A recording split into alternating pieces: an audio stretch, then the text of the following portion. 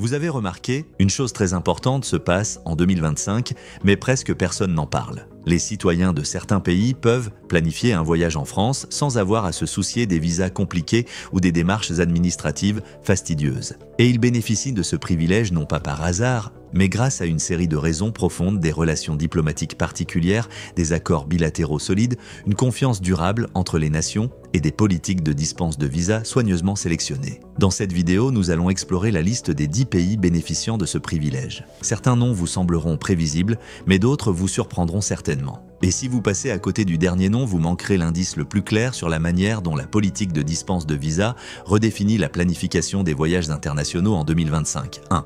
Brésil.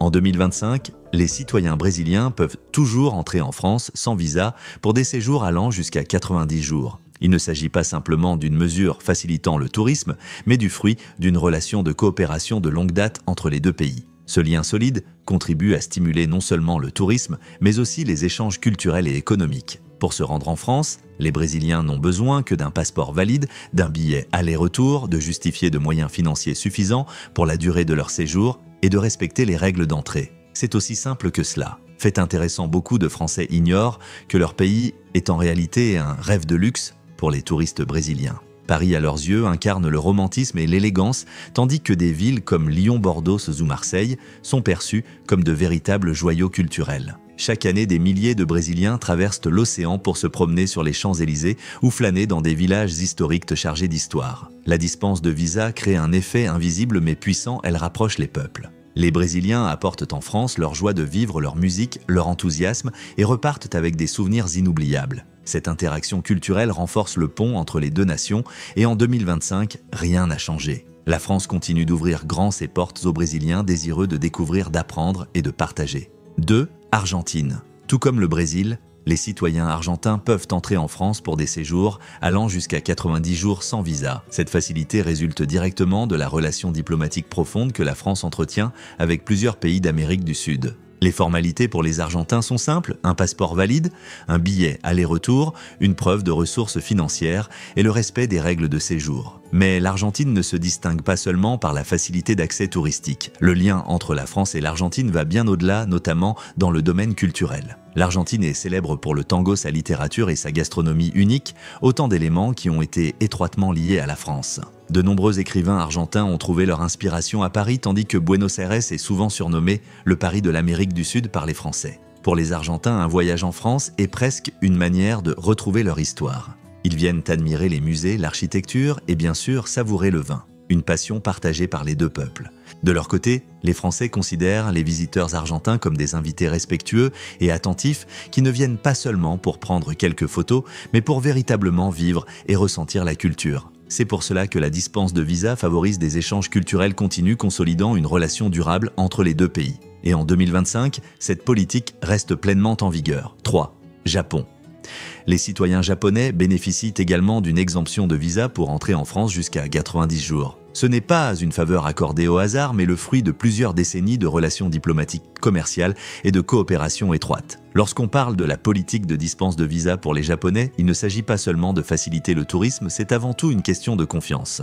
Le gouvernement français considère le Japon comme un pays stable dont les citoyens respectent la loi et contribuent positivement à l'économie locale lors de leur visite. Cette confiance est essentielle dans la prise de décision politique concernant l'ouverture ou le resserrement des règles de visa. La relation entre la France et le Japon repose aussi sur une admiration mutuelle. Les Japonais voient la France comme un centre mondial de la mode, de l'art et de la gastronomie. De leur côté, les Français sont fascinés par l'esthétique, la discipline et la créativité japonaise. Cette connexion se manifeste clairement à travers les restaurants français à Tokyo ou les expositions d'art japonais à Paris. On observe également un flux régulier de touristes. Les Japonais visitent la Tour Eiffel, le musée du Louvre ou les vignobles de Bordeaux, tandis que les Français se rendent à Kyoto ou Tokyo pour découvrir les traditions et technologies japonaises. Il est évident que ce n'est pas qu'une question de visa, c'est le résultat de décennies d'un lien spécial entre deux nations où, malgré des milliers de kilomètres, elles parviennent à se connecter et à se respecter mutuellement. 4. Australie. Lorsque l'on pense à l'Australie, on imagine souvent les kangourous, les plages infinies et la grande barrière de corail. Mais peu de gens réalisent que l'Australie et la France entretiennent une relation diplomatique extrêmement solide, notamment dans des domaines stratégiques comme la défense, la science et le commerce. Pour cette raison, les citoyens australiens figurent également parmi ceux bénéficiant d'une exemption de visa pour les séjours courts en France en 2025. Les Australiens possèdent l'un des passeports les plus puissants au monde et présentent un taux de migration illégale très faible, ce qui en fait des visiteurs fiables aux yeux de la France. Mais ce n'est pas tout accueillir des touristes australiens est également bénéfique pour le secteur du tourisme car ils dépensent souvent plus et recherchent des expériences culturelles profondes plutôt que de simples achats ou séjours de détente. Un détail historique moins connu, pendant la Première Guerre mondiale, des milliers de soldats australiens ont combattu sur le sol français. Aujourd'hui encore, des villes comme Villers-Bretonneux conservent des monuments pour leur rendre hommage. Ce lien affectif invisible renforce l'amitié entre les deux nations depuis plus d'un siècle. Ainsi, l'exemption de visa pour les Australiens n'est pas seulement une formalité administrative, elle reflète la confiance, le respect et le lien historique durable entre la France et l'Australie. 5. Canada. La relation entre la France et le Canada ne se limite pas à la diplomatie, elle est presque familiale. Cela est particulièrement vrai pour la province de Québec, où le français n'est pas seulement la langue principale, mais une part profonde de l'identité culturelle. Cette connexion linguistique historique et traditionnelle rapproche les deux pays et les rend presque intimement liés. En 2025, les citoyens canadiens peuvent toujours entrer en France pour de courts séjours sans visa. Cette facilité n'est pas seulement due aux liens culturels, le Canada est considéré comme l'un des pays les plus sûrs, stables et fiables au monde. Le passeport canadien figure parmi les plus puissants et ses détenteurs sont généralement vus comme des voyageurs responsables présentant peu de risques en termes d'immigration illégale. De plus, la relation économique bilatérale est très solide. Les entreprises françaises sont largement implantées au Canada et réciproquement, de nombreuses sociétés canadiennes opèrent avec succès en France. Le tourisme dans les deux sens est également très développé. Des dizaines de milliers de Français se rendent au Canada pour admirer les Rocheuses, explorer une nature majestueuse ou simplement visiter Montréal, une ville riche en multiculturalisme. Inversement, les Canadiens considèrent la France comme une destination de rêve où ils peuvent parler leur langue maternelle tout en plongeant dans plusieurs siècles de culture. Cet échange équilibré crée un véritable sentiment de porte toujours ouverte. L'exemption de visa pour les Canadiens n'est pas seulement un symbole d'amitié, c'est aussi une stratégie intelligente pour entretenir des relations durables sur tous les plans culturels, économiques et politiques. 6. États-Unis. Peu de gens sans doute, mais le fait que les citoyens américains puissent entrer en France sans visa pour des séjours allant jusqu'à 90 jours est le fruit de plusieurs décennies de diplomatie et de stratégie ciblée. En 2025, cette politique reste inchangée. Et pour de bonnes raisons, le passeport américain figure parmi les plus puissants au monde et les touristes américains dépensent de beaucoup. Chaque année, des centaines de milliers d'Américains visitent Paris-Nice-Lyon ou les petits villages de Provence. Ils privilégient souvent les hôtels haut de gamme, savourent une cuisine raffinée et consacrent beaucoup de temps aux musées, théâtres et galeries d'art. Ainsi, les visiteurs américains apportent non seulement un volume important de touristes, mais contribuent aussi à la qualité et à la richesse de la consommation touristique en France. La relation entre la France et les États-Unis ne se limite pas au tourisme. Ces deux pays sont de grands partenaires commerciaux et alliés traditionnels dans de nombreux domaines de la sécurité et de la défense. Cette confiance réciproque permet à la France d'accueillir les citoyens américains sans craindre de risques majeurs liés à l'immigration illégale. Bien sûr, même exemptés de visa, les Américains doivent respecter les règles de l'espace Schengen, séjour maximal de 90 jours sur une période de 180 jours. Mais dans l'ensemble, cette politique constitue à la fois un geste diplomatique et un moyen pour la France de maintenir un flux constant de touristes de qualité en provenance de l'un des plus grands marchés mondiaux. 7. Nouvelle-Zélande. La distance entre la France et la Nouvelle-Zélande dépasse les 18 000 km, mais cela n'a jamais empêché les deux nations de tisser des relations amicales et durables. En 2025, les citoyens néo-zélandais peuvent toujours entrer en France sans visa pour des séjours courts. Les raisons sont claires, la Nouvelle-Zélande est réputée pour sa stabilité politique, son faible taux de criminalité et son image internationale positive. Son passeport figure parmi les plus précieux au monde et ses habitants sont considérés comme des voyageurs respectueux, solvables et sensibles à la culture locale.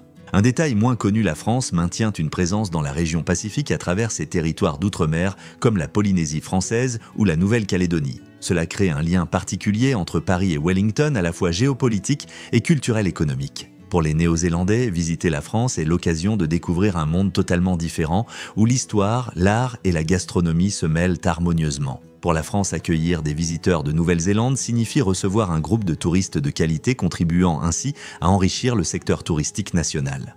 8. Corée du Sud.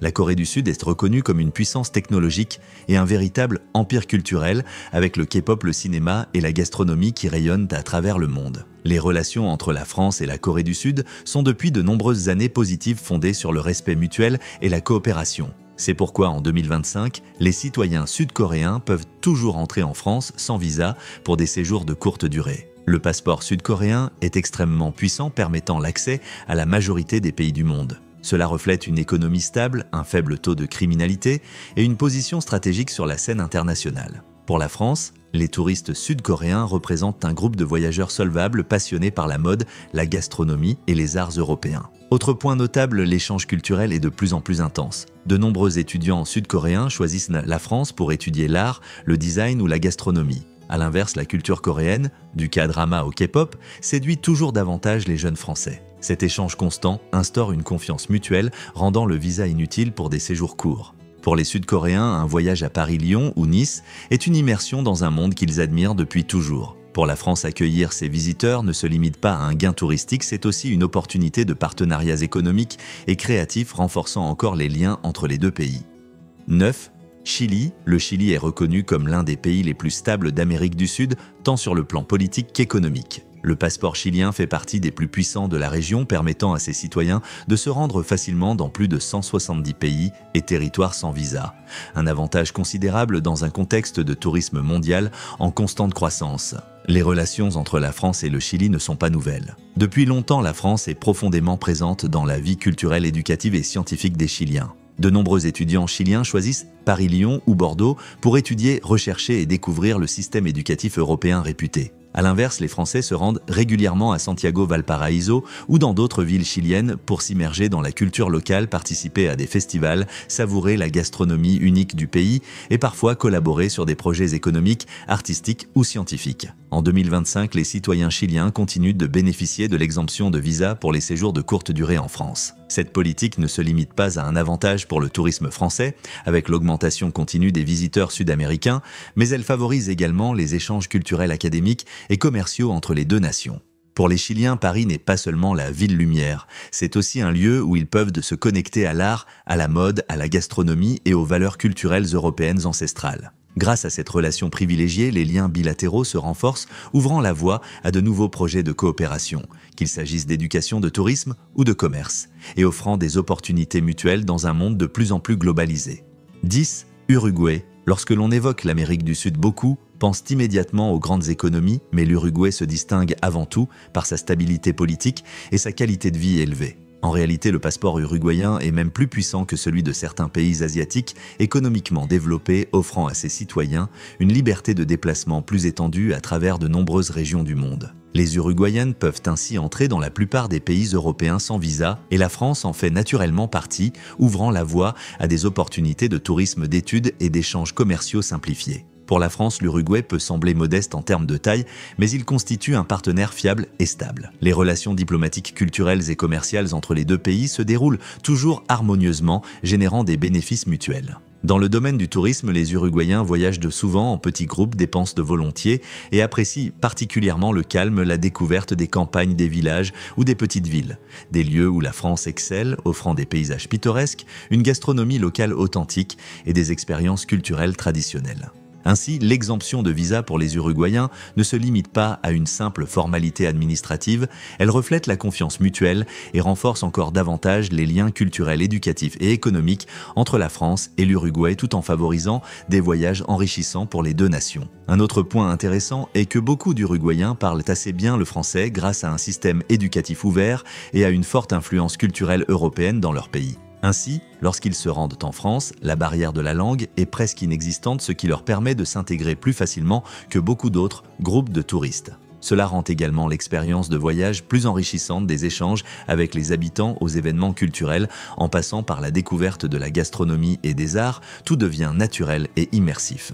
Grâce à ces éléments, l'Uruguay n'est pas seulement une destination touristique attrayante pour la France, mais aussi un véritable pont culturel favorisant les échanges entre les deux nations et ouvrant des opportunités de coopération durable dans de nombreux domaines. Et si vous souhaitez continuer à suivre notre exploration des vérités cachées derrière des informations apparemment ordinaires, n'oubliez pas de liker, de vous abonner à la chaîne et d'activer la cloche de notification pour ne rien manquer des prochaines histoires. Tous les contenus de cette vidéo sont compilés à partir de rapports commerciaux de données publiques et de documents de politique disponibles jusqu'en septembre 2025. Cette vidéo n'a pas vocation à faire de la propagande politique ni à attaquer des individus ou des organisations et ne représente aucun gouvernement. L'objectif unique est d'offrir un regard différent pour que nous ne soyons pas laissés de côté.